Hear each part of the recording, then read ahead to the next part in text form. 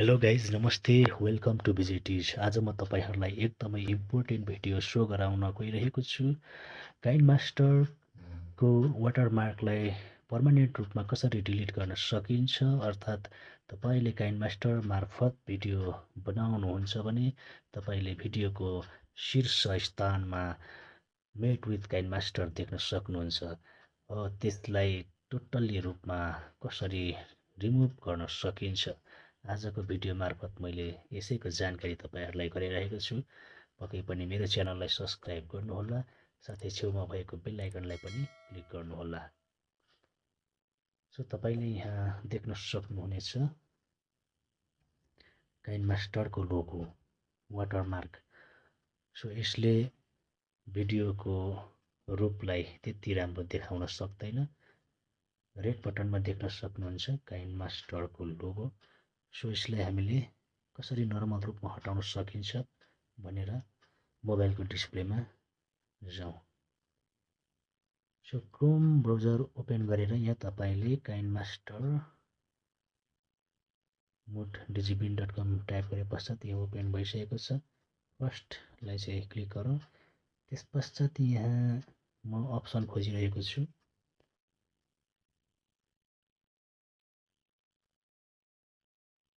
यहाँ देखिएको छ go to download page. So click here. अब यो ओपन भइसकेको छ। यहाँ थुप्रै अप्सनहरु हामीले भेट्न सकिन्छ। यहाँ तपाईले देख्न सक्नुहुन्छ ओल्ड भर्सन डाउनमा छ र माथि लेटेस्ट भर्सन। सो हामीलाई लेटेस्ट भर्सनको आवश्यकता छ। क्लिक गरौँ।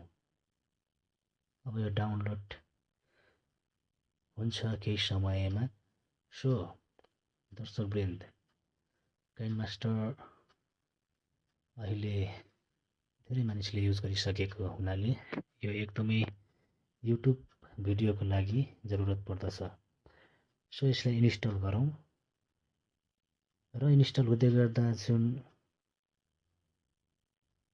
पुरानो काइनमास्टर छ त्यसलाई टोटल रूपमा तपाईले रिमुभ गर्नुपर्ने हुन्छ अनि ब्याक भएर यहाँ पुनः यसलाई इन्स्टल गर्नु पर्दछ।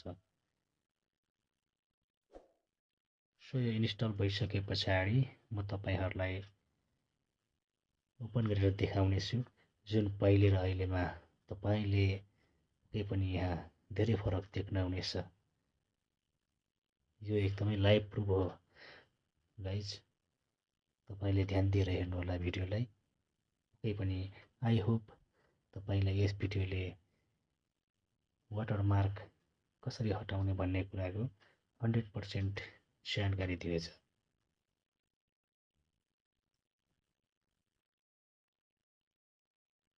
तपाईले यहाँ देख्न सक्नुहुनेछ काइनमास्टरको जुन मेट विथ काइनमास्टर लोगो अब हामीले यहाँ देख्न सकिँदैन, किनभने यो पर्मानेन्ट रूपमा डिलिट भइसकेको छ र हामीले लेटेस्ट भर्सनलाई डाउनलोड गरिसकेको छौं।